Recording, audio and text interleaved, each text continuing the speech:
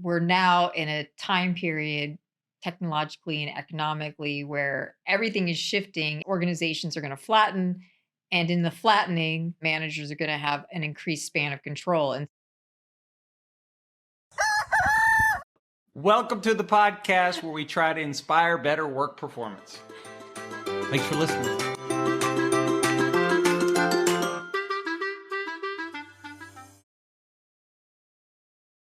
this episode is sponsored by culsure.com, Culsure.com. If you're looking for a comprehensive organizational survey so you can figure out what the heck is going on with your employees, give us a call. Culsure.com, Culsure.com. Hey everyone, thanks for joining us today on Management Muse. I'm your host, Cindy Baldy, and Yellow. that's the co-host, Yellow. Jeffrey Tumlin. Yellow.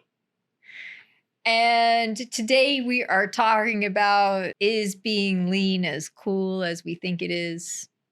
Yeah, what happens when you skinny out your managers too much? Too much Ozempic on the managers. I like that. All right. Please take a moment to subscribe to Management Muse wherever you listen. Tell them why we're talking about this now. Breaking news. Well, I mean, it's starting to pop up in the headlines. I mean, Yeah. Organizations always lean towards being lean. Yeah. But like there are periods of time where it hits the managers more so than other times. And so we're in that period of time right now, probably triggered by AI. Why do you think, tell them why you think AI may have caused companies to cut back manager ranks? I think there's the possibility that some of the jobs that mid-level managers are doing, AI can now do. And then I think that also You got to be, by the way, I'll just say, you got to be a pretty gutsy boss to be cutting managers because you think AI already can. I mean, the logistics industry has really taken AI on. I mean, that's the one that comes to my mind off the top of my head. Yeah. Because AI in many respects can do that work probably better and more efficient than like some of those mid-level managers. And so, we're seeing that. We're seeing it, like Microsoft just had an announcement of laying people off. And so, and the other reason is because, interestingly enough, AI also makes it so people who weren't managers can now do jobs that managers previously did. Give me an example. What's a job? So like the research part, right? Like, okay. All right. Before you had somebody who needed a little bit more expertise and probably just some research skills. And now the information is just becoming easier and easier to get at. Yeah. And so now there's the possibility of just like jobs are just getting reshaped. Yeah. And instead of paying a higher amount for a manager doing some of these jobs because AI has made them easier, now like lower level employees are going to get those jobs. Yeah. Okay. Yeah. I think there's like I think that's what's happening. It's just sort of sorting itself out. Different tasks are being reassigned. Organizations are going through restructuring. And whenever you're taking out a middle level of management, you're basically flattening your organization. Yeah. So our concern here is that to the extent that companies are thinning out managers right now, what that does to the managers left is often it increases the number of people they have to supervise, or what's known in the research as it increases the span of control. And so that's how many people basically a manager is responsible for. How many direct reports you have? So you got a story from the old days. I got an old day, the Wayback Machine story about the first time I heard about span of control. It was when I was in the Army. I was an infantry officer, and I was a light infantry, so we didn't have vehicles, but the mechanized infantry had vehicles, and the Army was about to buy this vehicle to transport the soldiers around, needed to know what's the basically most effective size of a infantry squad, the smallest unit of that kind of fighting force. And so they commissioned a lot of studies and did the research, and their number ended up being 9 with 3 leaders. So it's 1 primary leader, 2 subordinates, running, and then 3 people under each subordinate leader. In using our lingo, the 3 managers were the squad leader and the 2 team leaders. That's 3 managers.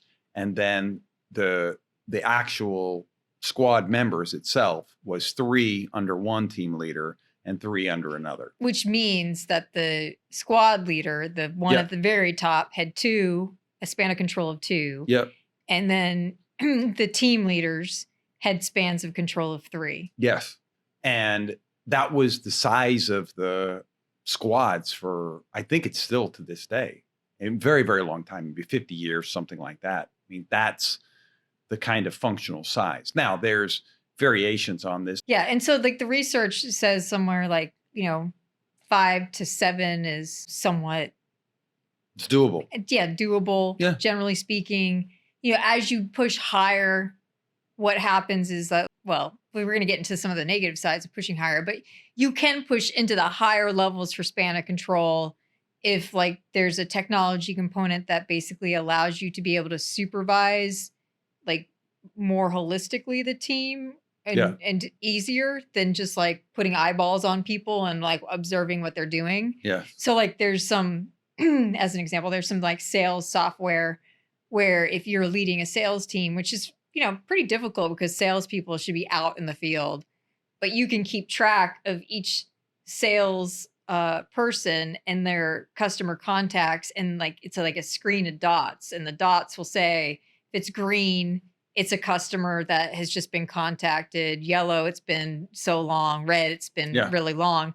And so that allows in like one screen for the manager to look at all their salespeople and see like, okay, is everybody sort of being taken care of in terms of customers by my subordinates? So you can use technology like that to basically ramp up how many people a manager can actually supervise. And then there are other things that contribute to it as well. It's like how intensely you have to train the person. Yeah, that's right. Which is why it's so low in the military. Right. Because it's almost more of like kind of an apprenticeship, would you say? I think that's not unfair. Right. And like for us, when we got our PhDs, like that's very low number. Very low number, because like you literally have a mentor and you are apprenticing under them, and like it's pretty intense. And they're typically not taking on more than 2 at a time, maybe 3. Maybe if they really that's they have other obligations too. Yeah. It depends on how intense the training is that would impact the span of control. The technology can help you add on a few more people. Yeah, I think that level of tenure impacts your span of control, because when you have people who've been doing it for a long time, you want to be a little bit. You don't have to have the same kind of oversight. You're also not putting in the training even initially, like even with like positions that are, easier to train. I think the novelty of the work and whether or not, there's a standardization and kind of a clear outcome impacts the span of control. Yeah. And so like all of these factors go in to either make it easier or harder to have more people underneath you. Yeah. Yeah. And it's not as clean as are my people new or experienced. I'm thinking about the place we work where they have a bunch of managers under vice presidents. And so each manager, there's, I think, 21 of these managers under 3 vice presidents. And then each of the vice presidents has roughly 7. The numbers may not be exactly right, but it's roughly 7, 7, 7. And in their 7, they have everything from been there forever, doesn't need anything, to brand new and, spooked about the learning curve. And so same manager, same vice president in this case, with the 7 direct reports, but they have very different needs.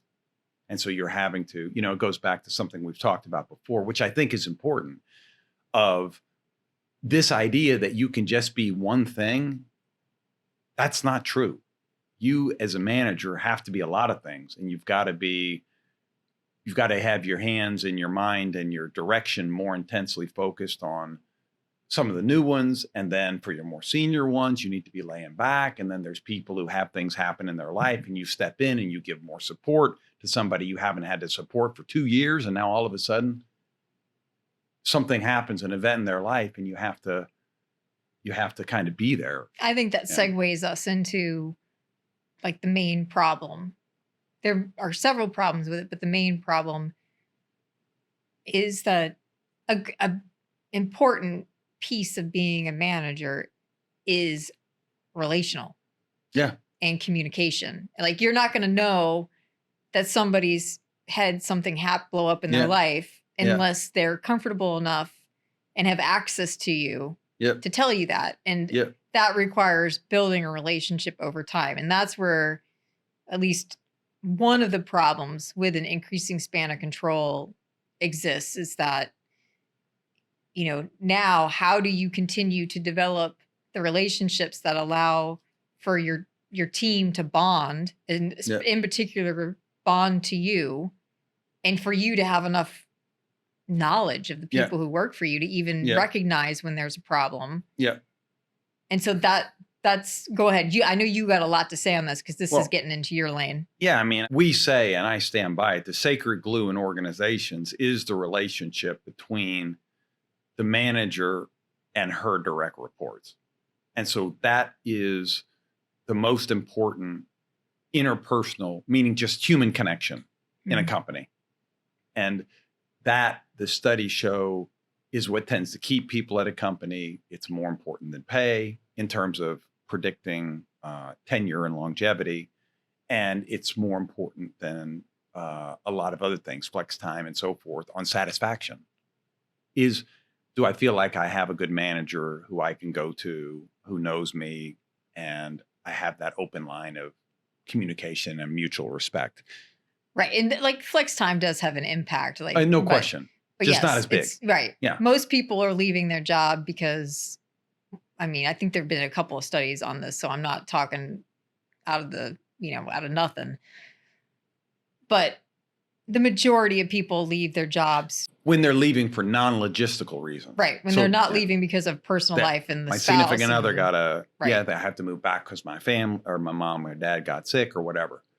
Because Yep. that's a huge chunk of exits. Right. I agree. And in that other discretionary chunk, yeah, I think you're right.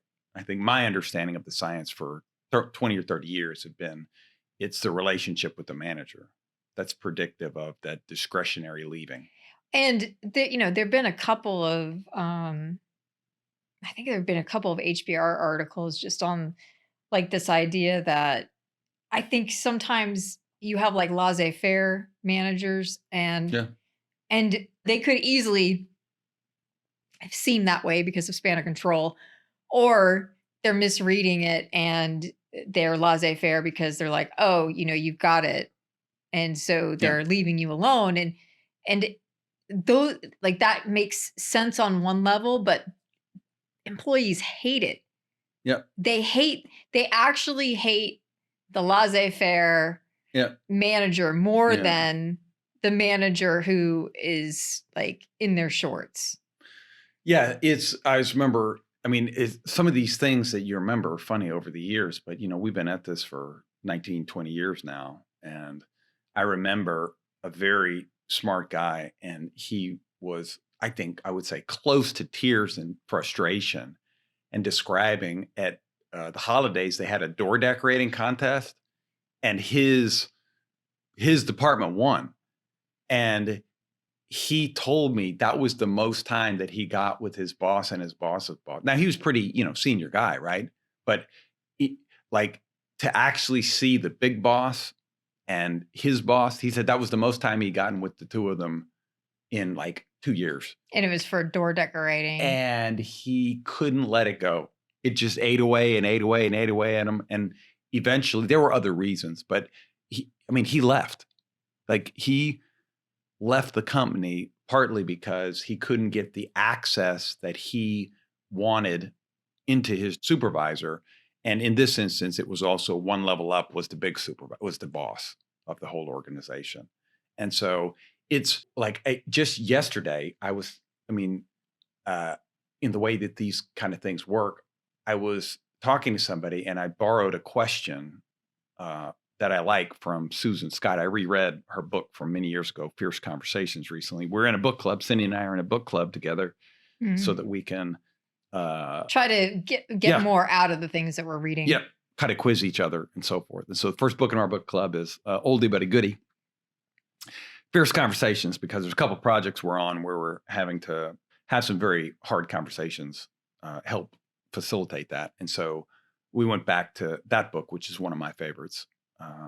And she has a question that she asks whenever she comes back into contact with an executive is what's new in your life, in your work since the last time we were together? And so I started asking it maybe 10 days ago. And in those 10 days, two completely different people both told me that the biggest thing in their life was that they had to put their beloved dog down. Mm. And I'm sorry, people. yeah, and there is sometimes a tendency we put on our work hat and we're like, let's just, get work done and come on, let's grind it out and get this list. When these two people told me that, it's two separate conversations that I've had over like, that is all that they wanted to talk about. And they wanted to talk about the impact on their family and the impact on their kids and how Mhm. and and It's a loss of a family member. and it sounds so corny. You could take it to the state fair in Texas and put it on a stick and serve it with mustard like a corn dog. But I'm not sure corn dog is really corny, but corn dog is corny. What do you think is on the outside of that thing? You ain't never had a corn isn't dog? that just bread? That's cornbread. It's deep fried. So what? That's not super corny You need either. to get a good corn dog. No, We I do used to not. I do not. I absolutely do not. we Because I don't used to even like have hot those dogs. in Texas. That used to be once every 2 weeks in school, the cafeteria, and they would just lay it on the tray. I'm sure that they Lay did. it on the tray. Listen, A my corn dog. culinary tastes do not come from the school cafeteria. It tasted like cornbread. A good corn dog It's got a should hot taste dog in like it. a hot dog wrapped in cornbread. Ugh. Come on. Give them cornbread. That's one of your favorite songs I anyway. like cornbread. Sure, give me cornbread, but hot dog and cornbread. Hot dog and cornbread. Be a believer. Anyway, it sounds corny, but one of the first things to go when you lean out your managers is that type of granular, individualized, nuanced detail between your people. Well, there's that, but there's also like this, look, where's the conversation? Where are you going to pull your conversation? You're not going to pull it on your new people because you recognize that you're in the middle of training them and apprenticing them. You're not going to pull it from your problematic people because you're constantly putting out fires with them. And so it's exactly your fantastic workers who've been there for a long time and basically are on, autopilot with you. Yeah. Like they're doing their own thing. They're not on autopilot, but for you, it's on autopilot. And then they feel like you don't care. Yeah. And it's weird. Yeah. It's like you have your garden and then the prize flowers, you're not stop fertilizing. Watering, yeah. Or whatever. Yeah. You stop tending to those. Like these are good. They're beautiful. Let me just move on to these weeds and all this other stuff. And the more stuff in your garden, the harder it is to do that. And the thing like this connection is, I mean, it'd be the last time I say it because I don't want to just repeat myself, but the most vital connection in an organization is the manager to the direct reports. And as you thin out your management ranks, it becomes harder just by span of control and sheer hours in the day and tasks and work that has to be done to have these relationships where you know each other enough to get a read when something isn't exactly right and to get a sense for when to step in with a little more support than you might otherwise do. Yeah, we've been part of a fire department and saw the transition from one leader to the other, and both leaders are extraordinary leaders. It was an extraordinary fire department. But the second one, like, I didn't even think it was possible, but like the love for this chief Hmm. just exploded. And, with coaching him, what the difference was, he decided, and I'm not recommending this, but he decided, I am going to have a conversation with every single person in this fire department this year. Hmm. So it wasn't just like his span of control, it was every single person. And I think he's continued doing it. And it takes a tremendous amount of time, but man, did they all Yeah. love him for it. Yes. And that's the battle that Yeah. The time. that we're that as organizations are trying to be leaner. Yeah. And we don't And we don't, by the way, we don't recommend that. We don't recommend if you're at the top of an organization. seeing everyone. I mean, No. first of all, it's a fire department, so it's a little bit smaller. Yeah, it's smaller. It's not huge. But still. Maybe 100 people. Yeah. It's Maybe still 90, maybe lot. not even, maybe that. It was like 70 or 80. I think it was 70. 70 people. That's a lot of people Yeah. to have an in-depth Yeah. one-on-one Yeah, conversation with. you're burning weeks. Yeah. Not burning is probably not the right word, but anyway, usually that's not where your best bang for your buck is at that level, but it highlights this point that you're making, which It's undervalued. Like the Yep. relationship with Yep. managers and their Yep. subordinates, it's undervalued because there are all these other things that are easy to measure in terms of cost and efficiency. Yep. Yeah. Yeah. And so it's the first thing to go. The first thing to go is the one-on-one because we're busy. And Mhm. hey, you're good. You're good. Let me send you a text instead. Hey, I got a bunch of stuff hitting. Can we skip the one-on-one this week? And then it's gone. And that period of time, it's worth talking a little bit about the research on that short block of time, just you and the direct report, or said differently from the direct report's perspective, their uninterrupted scheduled time with their manager to talk about what they need help on or what's going on with them, the kind of priorities, that turns out to be incredibly important to maintaining that bond between the manager and the direct report. And then it leads to a lot of positive outcomes like sticking with the organization, reducing burnout and so Right. forth. Yeah. Reducing burnout, increasing Yep. satisfaction. And engagement. I think it's a big engagement driver as well. It is. Yeah. It is. And so we have this situation where we're now in a time period technologically and economically where everything is shifting, and it appears that what's happening is organizations are going to flatten, and in the flattening, most likely the managers are going to have an increased span of control. And so how to manage, what are some ideas for them to take home Yeah. to basically be able to try Yeah. to maintain the relationships while also Yeah. having the burden of an additional. And I would say that first to me, and then you can give your thoughts. But first to me is do not sacrifice the one-on-one. Try to keep them weekly. 15 minutes is fine. And then use the basic structure of, if you like it, what's new since the last time we talked? What do you need help with? And then what are your priorities? Yeah, I think you need a structure because Yeah. otherwise it's a lot like, you and I spend a lot of time away from each other. And if we didn't have a Yeah, sure. structure, we also freeform, but we have a structure that kind of starts the conversation. Oh, you're saying nighttime? Yeah, our nighttime conversation. And if you Yeah, don't, so stuff we're grateful for, the stuff that's going on, we actually have a structure. right. And it helps.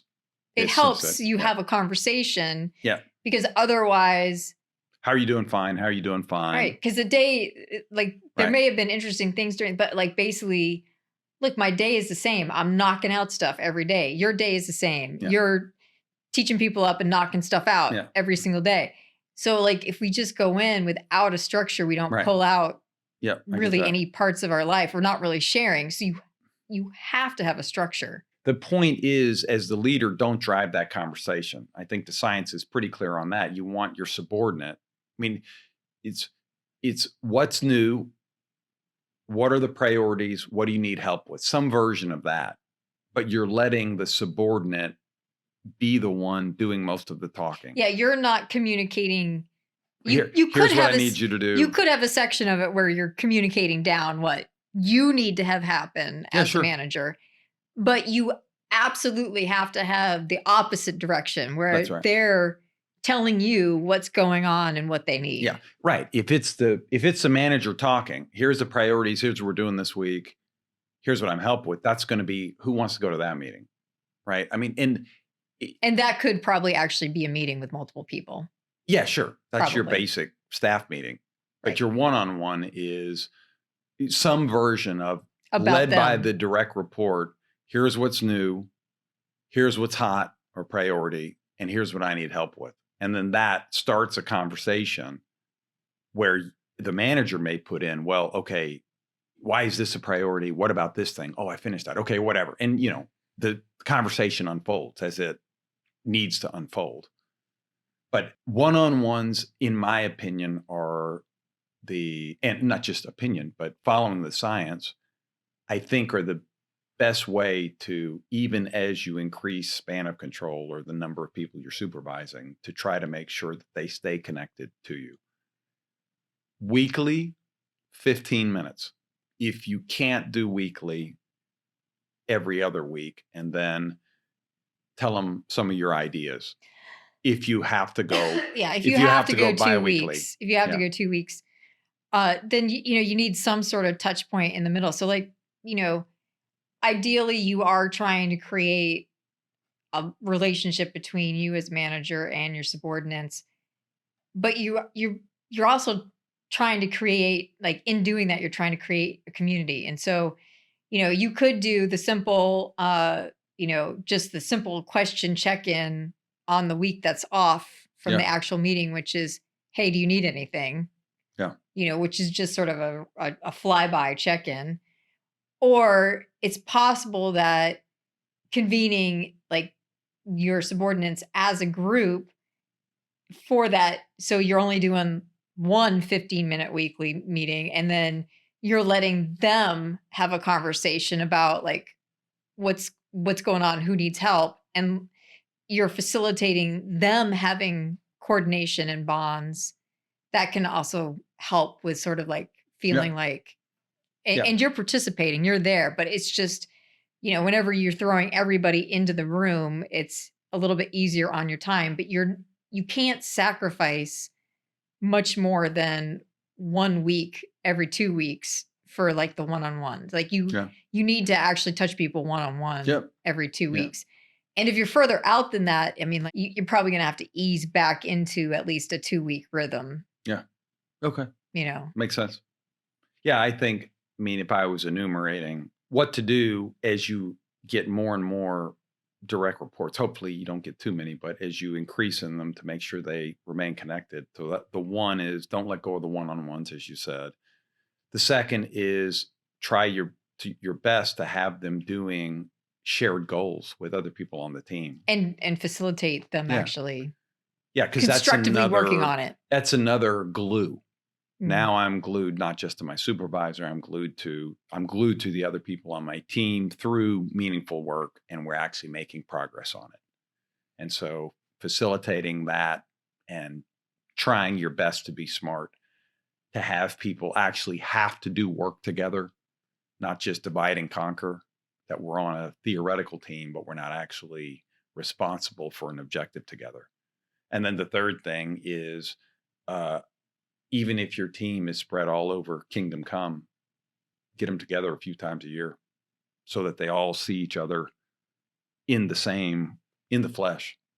And those things I think can help, even as you add your direct reports, try to help keep them glued in a meaningful way to the work, to the people they're doing the work with, and then also compensate some for the fact that you're, as the manager, spread a little thinner than you may have been before.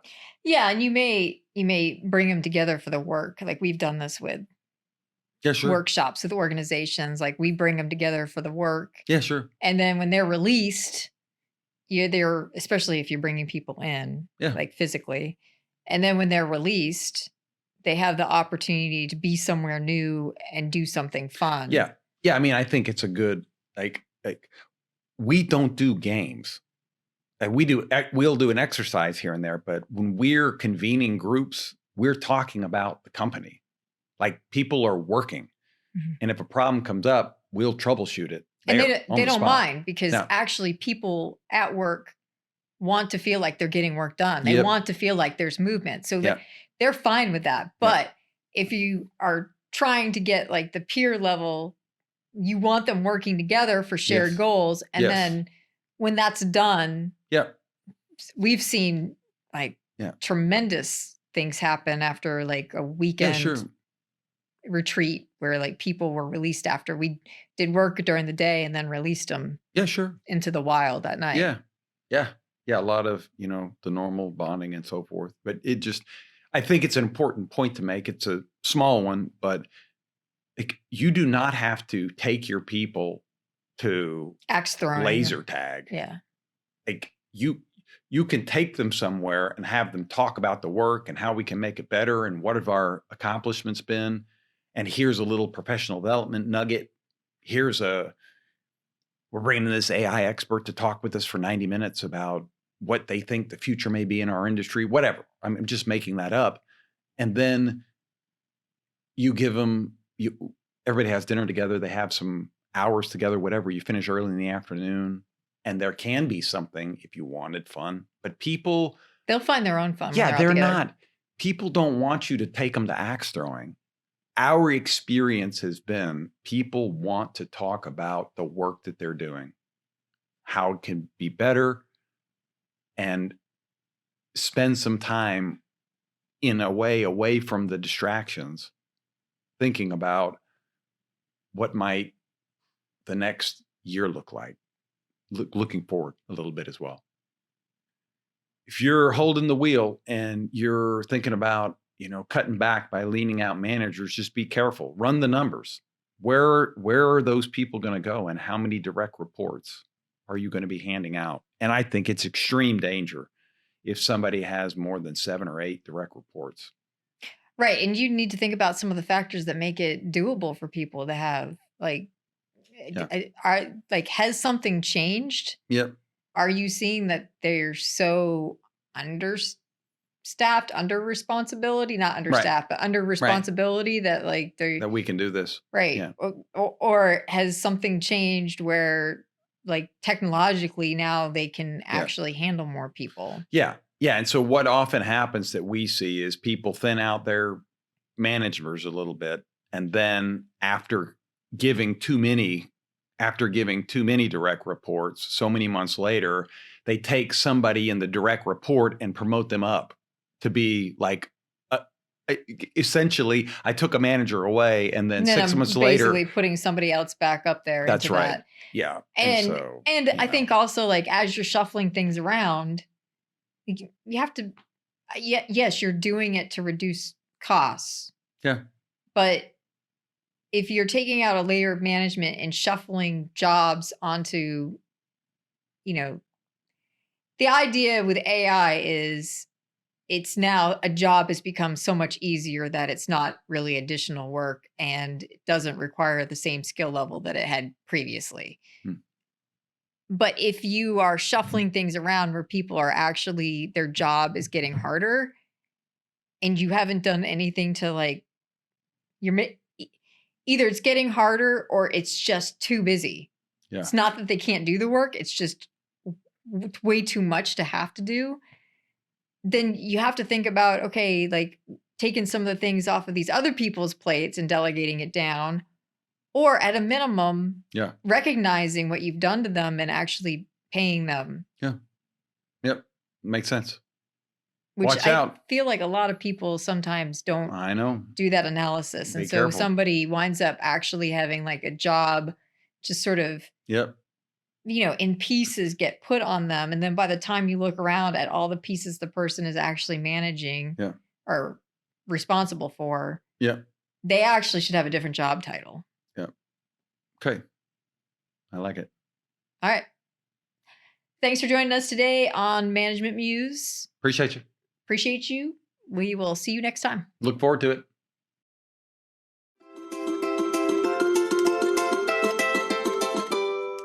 Thank you everyone for joining us today on Management Muse.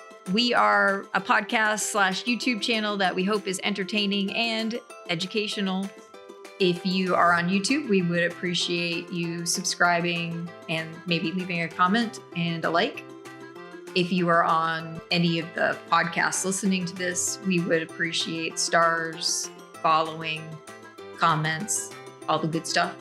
We want to say thank you to Sarah and Rebecca. And then just as a last minute reminder, we also want to mention that we are management and communication professionals working in the field, but also have degrees that back us in science. All that being said, we are talking in generalities on this podcast. We do not actually know your particular situation. So proceed with common sense and maybe a little bit of experimentation on your end. And we hope that you make the world a more beautiful place by making work a more enjoyable place. See you next time on Management Muse.